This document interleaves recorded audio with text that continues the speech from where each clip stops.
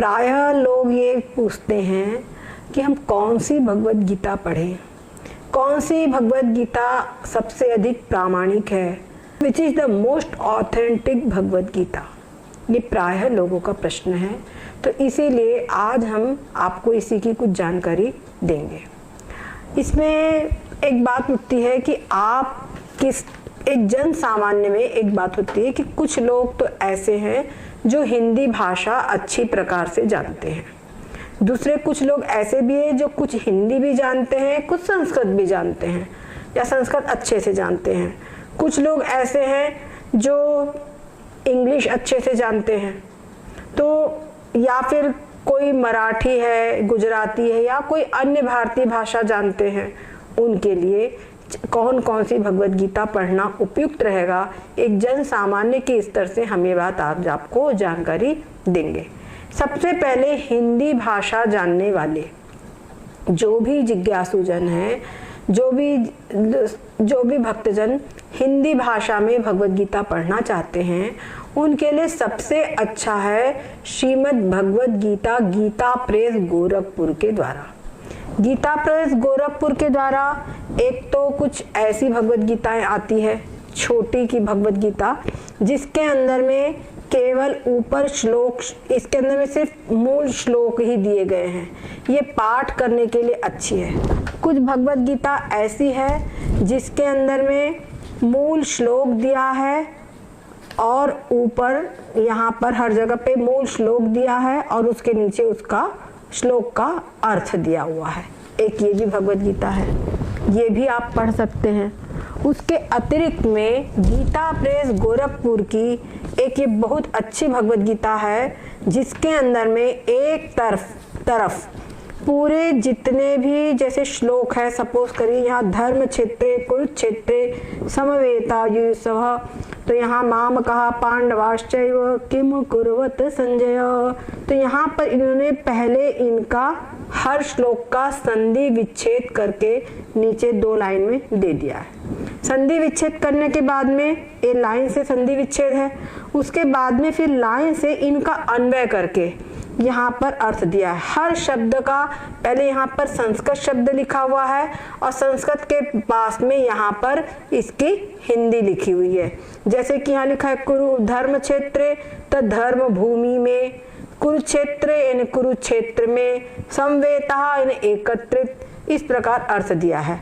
और ये क्रम कुछ इस प्रकार से है कि जब हम इसका हिंदी पढ़ते जाएंगे तो हे संजय, धर्म भूमि कुरुक्षेत्र में एकत्रित युद्ध की इच्छा वाले मेरे और पांडु के पुत्रों ने क्या किया, ये एक व्यवस्थित वाक्य अपने आप बन जाएगा। इस प्रकार से अन्वय करके, इसी को अन्वय कहते हैं, व्यवस्थित करके यहाँ पर दिया गया है। गीता प्रेस गोरखपुर की पुस्तकों में एक बहुत अच्छी बात यह है कि यहाँ पर कोई भी त्रुटियां नहीं हैं। यहाँ की प्रूफ रीडिंग बहुत अच्छे से की जाती है, कहीं पर भी मात्रा आदि की त्रुटियां नहीं हैं। इसलिए गीता प्रेस गोरखपुर की पुस्तक जो है ये मोस्ट ऑथेंटिक है, सबसे ज़्यादा प्रामाणिक है, इसमें कोई भी त्रुटियां नहीं हैं। इसे सबसे अच्छा इसकी जो छपाई है बड़ी आकर्षक है, पढ़ने में चित्त उचटता नहीं है, पढ़ने में मन लगता है। एक बिल्कुल साफ साफ अलग अलग अक्षर इसमें दिए हुए हैं, पेज भी बहुत अच्छे हैं। और ये इन गीता प्रेस गोरखपुर के संस्थापक का संकल्प और उनका पुरुषार्थ है कि ये हमको बहुत ही सरल, एक बहुत ही सस्ते दामों में गीता प्रेस गोरखपुर की पुस्तकें हमको प्राप्त हो जाती है। हमको सही पूछा जाए तो इनका बहुत बहुत आभार मानना चाहिए। अगर गीता प्रेस गोरखपुर न होती तो गीता ही लुप्त हो जाती शायद। और उसके बाद में गीता प्रेस गोरखपुर की ये हमने बताया। उसके बाद में अब एक पुस्तक और है, किसी को कुछ ज़्यादा डिटेल, क्योंकि इसमें लिखा तो है श्लोक का अर्थ, पर वो अच्छी तरीके से हमको दिमाग में खुलता नहीं है, क्या अर्थ है उसका, हमको विशेष थोड़ा सा विस्तार भी हम देखना चाहते हैं। उस विस्तार देखने के लिए बहुत अच्छी पुस्तक है तत्व विवेचनी भगवत गीता प्रेस गोरखपुर के द्वारा ही प्रकाशित एक पुस्तक है तत्व विवेचनी, यहाँ नहीं है मेरे पास में। गीता प्रेस गोरखपुर के द्वारा प्रकाशित तत्व विवेचनी भगवद गीता श्री जय दयाल गोविंदका जी के द्वारा लिखित ये पुस्तक है।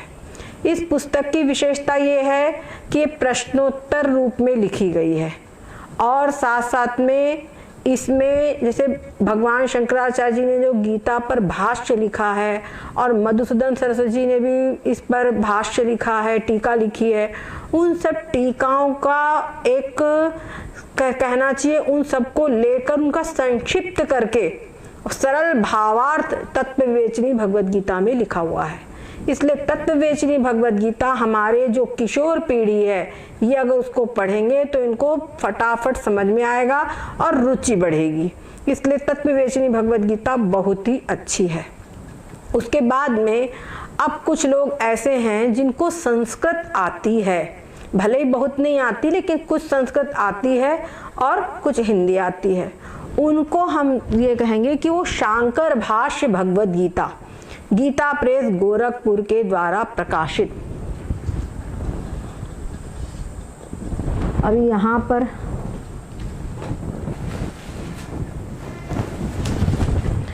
पर वो पुस्तक है नहीं, शांकर भाष्य भगवद गीता। शांकर भाष्य भगवद गीता गीता प्रेस गोरखपुर के द्वारा प्रकाशित उस पुस्तक को भी पढ़ सकते हैं कि वो कुछ कठिन पड़ेगी लेकिन पढ़ सकते हैं आप। और वही चीज अगर आप तत्व विवेचनी भगवद गीता पढ़ेंगे तो शांकर भाष्य में जो कुछ है वो अपने मतलब भरेगा। तत्व विवेचनी भगवद गीता में सब कुछ आपको मिल जाएगा। तत्व विवेचनी भगवद गीता को मैं ज़्यादा प्रेफरेंस दूंगी इसीलिए, ताकि उसमें भावा में पूरा आप प्रश्नोत्तर रूप से कई आपकी शंकाओं का समाधान है, आदि आदि सब चीज़ें। उसके बाद में फिर अगर मान लो कुछ लोग ऐसे हैं जिनको इंग्लिश में पढ़ना है, तो इंग्लिश में भी जैसे इसमें हमने आपको बताया अन्वय पदच्छेद, उसी प्रकार से अंग्रेजी में भी अन्वय पदच्छेद प्राप्त हो जाता है। अंग्रेजी के लिए अच्छा होगा कि आप रामकृष्ण मठ के द्वारा जो अंग्रेजी में अनुवादित पुस्तकें हैं वो पढ़ें। गीता प्रेस गोरखपुर के द्वारा भी इंग्लिश में भगवद गीता है, जैसे मराठी में भी है। गीता प्रेस के द्वारा लगभग 15-16 भाषाओं में पुस्तकों का अनुवाद छापा गया है। वो सभी पुस्तकें आप पढ़ सकते हैं। ये मराठी अनुवाद है मेरे हाथ में। उसके बाद में जैसे ये है अद्वैत, ये रामकृष्ण मठ की पुस्तक है भगवद गीता। इसमें शांकर भाष्य मतलब भगवान शंकराचार्य जी के द्वारा जो भगवद गीता पे कमेंट्री हुई है वो कमेंट्री इसमें दी गई है और उसका पूरा अनुवाद जो है बहुत ही एप्रोप्रिएट है। इसको भी आप पढ़ सकते हैं जिनको इंग्लिश आती है। उसके अतिरिक्त में गुजराती या अन्य भारतीय और जो भी भाषाओं में आपको पढ़ना है तो गीता प्रेस के द्वारा उसका अनुवाद है। इसके अतिरिक्त में मराठी भाषियों के लिए एक बड़ा सुंदर उपहार रखा हुआ है। संत ज्ञानेश्वर जी के द्वारा भगवद गीता का टीका है, ज्ञानेश्वरी टीका, वो मराठी में मूल रूप से है, बड़ी सुंदर है। लेकिन गीता प्रेस गोरखपुर ने इसका भी अनुवाद छापा है और वो बाजार में आसानी से उपलब्ध हो जाती है। इसमें बड़ी सरल भाषा में हिंदी श्लोक दिया है और साथ साथ में हिंदी भाषा में, बड़ी सरल हिंदी भाषा में उस पर टीका लिखी है और बड़ी भावपूर्ण टीका है वो, इसलिए भावार्थ टीका ही है वो, तो उसको भी आप पढ़ सकते हैं। तो भगवद गीता आप एक बात और हम कहेंगे, ये भगवद गीता का हमने आपको परिचय दिया। इसके साथ ही एक बात और समझे, जैसे हमको कोई भाषा कुछ पढ़ना हो तो उस भाषा का अगर हमको व्याकरण का ज्ञान है तो उस भाषा में हमारा प्रवेश आसानी से हो सकेगा। उसी प्रकार से हमको कोई भाषा पर कोई विषय पढ़ना है, मान लीजिए फिजिक्स पढ़ना है या बायोलॉजी पढ़ना है, केमिस्ट्री पढ़ना है, तो वहाँ पर कुछ टेक्निकल वर्ड्स होते हैं, है ना। वहाँ पर किसी चीज़ को मास है, कोई वॉल्यूम है, कोई फोर्स है, ऐसी सब पूरी राशियाँ होती है।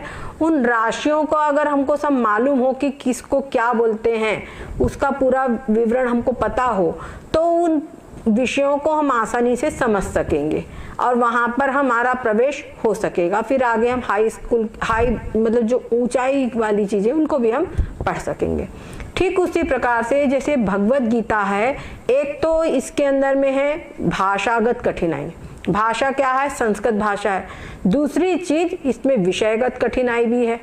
इसका जो सब्जेक्ट मैटर है वो भी समझ में आना चाहिए, है ना। केवल एक भाषा ही तो, हिंदी में तो बहुत कुछ लिखा है, आपको हम लेकर आ जाएंगे भौतिक शास्त्र की पुस्तक, हिंदी में लिखी हो, लेकिन समझ में आएगी क्या?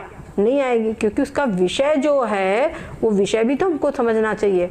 उसी प्रकार से जो भगवत गीता है, इसका जो विषय है, जैसे यहाँ पर कई जगह पे भगवान ने लिख दिया है, बहुत सारी बातें ऐसी लिखी है वो हमारे को कैसे असंभव समान दिखाई पड़ता है, वो सब चीजें हमको समझ में आवे। भगवान ने कह दिया सब कहीं समदर्शन करो, विद्या विनय संपन्ने ब्राह्मणे गवि हस्तिनी शुनि चैव शपाके च पंडिता समदर्शन, भगवान ने तो लिखा है। पर ये समदर्शन कैसे संभव है? ये समदर्शन करना है तो किसका समदर्शन करना है? हम कैसे देख लें कि कुत्ता और एक चांडाल और एक ब्राह्मण और एक देवता एक है? ये कैसे हम देख लें? कि कैसे हमको दिखाई नहीं पड़ता, आंखों से कहीं दिखाई पड़ता है तो ये ऐसा लगता है कि कल्पना कर लो, पर यहाँ पर कल्पना नहीं है। इसका क्या वास्तव में तात्पर्य है, इसको समझने के लिए, इनमें प्रवेश करने के लिए प्रक्रिया ग्रंथ है। क्या है? प्रक्रिया ग्रंथ। प्रक्रिया ग्रंथ के अंतर्गत वैसे हमारे यहाँ संस्कृत भाषा में वेदांत सार और पंचदशी, ये है प्रक्रिया ग्रंथ। लेकिन ये दोनों, और वेदांत परिभाषा, वेदांत सार, वेदांत परिभाषा, पंचदशी, ये प्रकरण ग्रंथ है। लेकिन ये सब संस्कृत में है, तो इनके लिए हमारे बहुत ही अच्छे पीताम्बर दास जी ने बड़ी ही सरल भाषा में एक छोटा सा ग्रंथ लिखा है। इस ग्रंथ का नाम है विचार चंद्रोदय।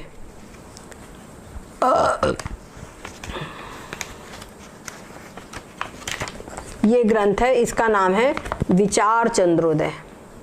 ये प्रकरण ग्रंथ है। इसके अंदर में खड़ी बोली हिंदी नहीं है, किंतु थोड़ा सा पहली पुरानी हिंदी इसमें लिखी हुई है, थोड़ा ब्रज भाषा और पंजाब तरफ की भाषा इसमें मिक्स है।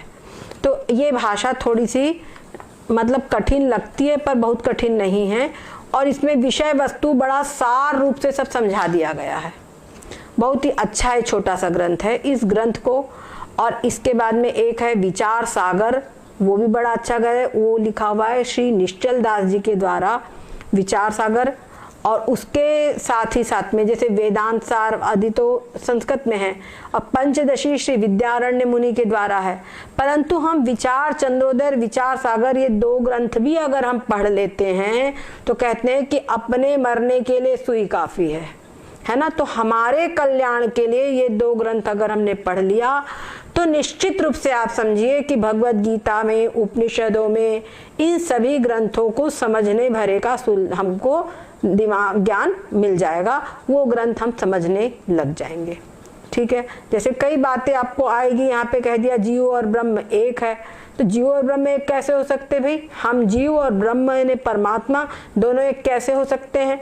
तो ये सब चीजों और कई ऐसी प्रश्न आपके दिमाग में होंगे जिनका उत्तर आपको, जैसे पहले कोई बच्चों को व्याकरण पढ़ाया जाता है, लेकिन जब आप कोई ग्रंथ पढ़ा रहे हैं, उनको कोई चैप्टर पढ़ा रहे हैं, तो हर सब्जेक्ट के अंदर में अगर उनको हम बताएं नाउन क्या है, प्रोनाउन क्या है, वर्ब है, तो ऐसे तो गाड़ी नहीं चलेगी। पहले उनको इन चीज़ों का ज्ञान हो जाना चाहिए, और उसके बाद में जब हम लेसन पढ़ रहे हैं तो पढ़ते चले। उसी प्रकार से हमको भगवत गीता, उपनिषद आदि को पढ़ना है तो एक ये विचार चंद्रोदय और उसके बाद है ग्रंथ है विचार सागर। ये दोनों ही ग्रंथ इस शरीर के द्वारा यहाँ पर ऑनलाइन भी पढ़ाए गए हैं, आपको पढ़ लेने चाहिए।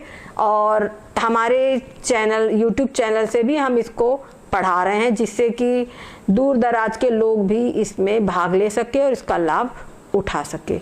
जिनको भी विचार चंद्रोदय अगर पढ़ना हो तो अगर अधिक मात्रा में लोग हो जाएंगे तो हम ऑनलाइन भी इसको पढ़ा सकते हैं, जूम मीट पर, और जैसा जैसा आवश्यकता हो इसको हम अधिक से अधिक, हम चाहते हैं कि हर व्यक्ति तक ये चीज़ पहुँचे और ये पहुंचना बहुत जरूरी है, जिससे कि भगवत गीता हमको इसका वास्तव में क्या तात्पर्य है वो समझना चाहिए। नहीं तो ऐसा नहीं कि भगवत गीता में लिखा है, भगवत गीता में लिखा है, ऐसा नहीं। हमारे शरीर में रीढ़ की हड्डी है तो हमको दिखाई पड़ती है, हाँ रीढ़ की हड्डी है, सीधे हम छूते तो रीढ़ की हड्डी मालूम होती है। उसी प्रकार से भगवत गीता में जो कुछ लिखा हुआ है वो हमको परोक्ष, बिल्कुल सामने प्रत्यक्ष हमको समझ में आना चाहिए, अपरोक्ष उनको उसका सब कुछ हमको होना चाहिए। तो ये आज हमने भगवत गीता आपको कौन सी पढ़नी चाहिए इसके विषय में थोड़ी जानकारी दी है। सद्गुरुदेव भगवान की